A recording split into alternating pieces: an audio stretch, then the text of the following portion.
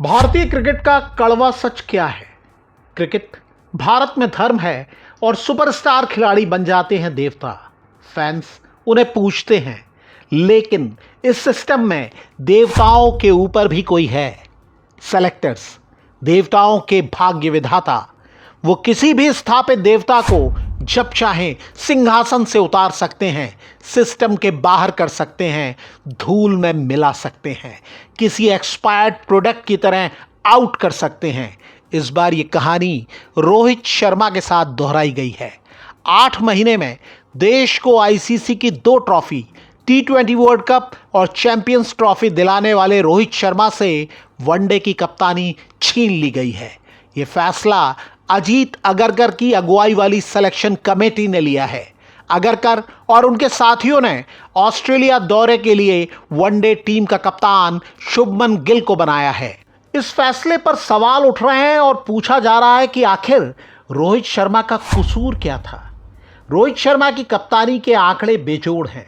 उन्होंने वनडे में 56 मैचों में कप्तानी की, इनमें से 42 मैच जीते और सिर्फ 12 हारे। जीत का प्रतिशत यानी विनिंग परसेंटेज 75% से अधिक रहा। ऐसे शानदार रिकॉर्ड के बावजूद उन्हें अचानक कप्तानी से हटा दिया गया। क्यों लिया गया ये फैसला, हर कोई जानना चाहता है। फैंस का सवाल सीधा है, जब टेस्ट और T20 में अलग अलग कप्तान हो सकते हैं तो वनडे में रोहित शर्मा क्यों नहीं? अगरकर का जवाब था, 2027 वनडे वर्ल्ड कप के लिए हमें अगले कप्तान को पर्याप्त समय देना होगा। इस फैसले पर फैंस का गुस्सा फूट पड़ा है।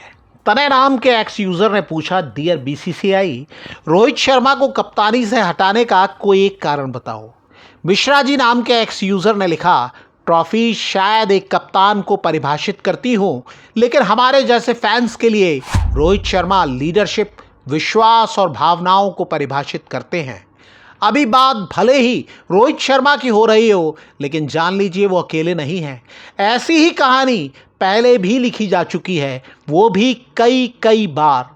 आलोचकों की राय में भारतीय क्रिकेट की पिच पर राजनीति और पैसे का खेल हमेशा से हावी रहा है और अब ये और हावी होता जा रहा है। एक वक्त सेलेक्टर्स को जोकर्स भी बताया जा चुका है। 1980 के दशक को याद कीजिए। मोहिंदर अमरनाथ ने 1983 में भारत को पहला वर्ल्ड कप जिताने में बहुत अहम रोल निभाया था। फाइनल में वो मैन ऑफ द मैच बने थे, लेकिन कुछ साल बाद ही उन्हें बेआबरू करके टीम से बाहर कर दिया गया। अमरनाथ एक चैंपियन खिलाड़ी थे। टीम से आउट होने पर उनका गुस्सा फूट पड़ा। उन्होंने सेलेक्टर्स को बंच ऑफ जोकर्स यानी जोकरों का समूह बता दिया। वक्त बदला, अमरनाथ खुद सेलेक्टर बने, लेकिन कहानी नहीं बदली। बतौर चीफ सेलेक्टर अमरनाथ और ऑल टाइम ग्रेट कप्तान महेंद्र सिंह धोनी के बीच तनातनी की खबरें आने लगी। यहां धोनी अकेले ऐसे कप्तान साबित हुए जो सेलेक्टर्स पर भारी पड़े, लेकिन ये एक अपवाद था। बाकी मौकों पर सेलेक्टर्स ही हमेशा हावी पड़ते रहे हैं। भारतीय क्रिकेट में खिलाड़ी आते हैं, इतिहास रचते हैं, लेकिन जैसे ही सेलेक्टर्स को कोई मौका मिलता है, चैंपियन खिलाड़ियों को किनारे कर दिया जाता है। क्या इस धर्म का सर्वोच्च देवता पैसा बन चुका है? आज बीसीसीआई की हैसियत 1980 और 90 के दशक के मुकाबले कई गुना मजबूत है।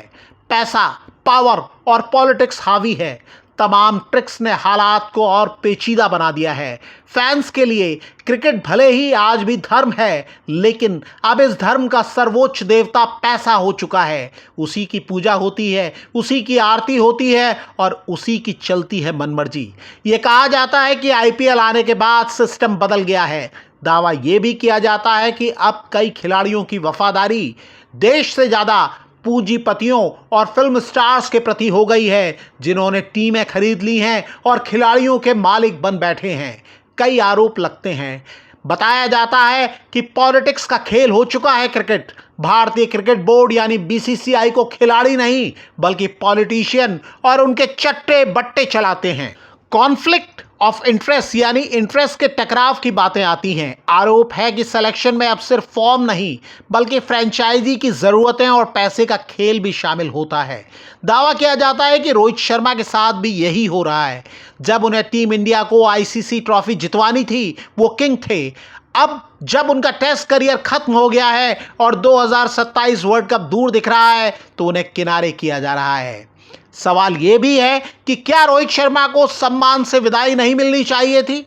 बीते 1-1.5 दशक के दौरान हमने देखा है सचिन तेंदुलकर के सिवाय ऐसा कोई खिलाड़ी याद नहीं आता जो सम्मान से फेयरवेल लेकर विदा हुआ हो। वीवीएस लक्ष्मण और युवराज सिंह जैसे दिग्गजों को भी मैदान में उतरे बिना ही संन्यास लेना पड़ा।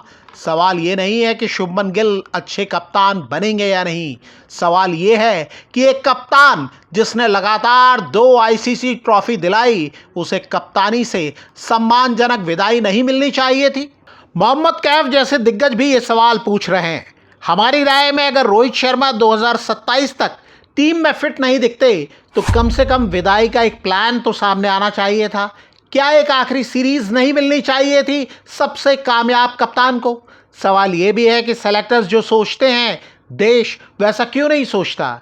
जवाब यह है कि सेलेक्टर्स की सोच अक्सर ज़रूरत और पॉलिटिक्स से प्रेरित होती है, जबकि फैंस पर हावी होता है जुनून और इमोशन। ये विवाद एक बार फिर साबित करता है कि भारतीय क्रिकेट में आज भी बहुत कुछ ऐसा है जिसमें बदलाव की ज़रूरत दिखती है। आप क्या सोचते हैं? क्या रोहित शर्मा को कम से कम फेयरवेल सीरीज का मौका नहीं मिलना चाहिए था? कमेंट में अपनी राय ज़रूर दें।